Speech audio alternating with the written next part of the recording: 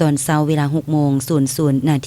ของวันที่ 16 กุมภาพันธ์ที่ผ่านมานี้อยู่ที่เส้นทางใหญ่เทศบาลเมืองไสจำพรได้สร้างขบวนการกิจกรรมย่างมาราธอนเพื่อสุขภาพและขี่รถถีบเพื่อเป็นการสร้างขบวนการคำนับรับตอนให้แก่บัตรเลือกตั้งสมาชิกสภาแห่งชาติสุดที่ 10และสภาประชาชนคันแขวงสุดที่ 5ที่จะจัดขึ้นในวันที่ 22 กุมภาพันธ์ 2026 ในมม.นี้ซึ่งนำพาขบวนการโดยท่านกองแก้วใส่สงครามกรรมการศูนย์กลางภาคประธานสถาบันเศรษฐกิจและสังคมแห่งชาติท่านสนธนูธรรมวงศ์กรรมการศูนย์กลางภาคเลขาคณะบริหารงานภาคแขวงบุรีคำไซ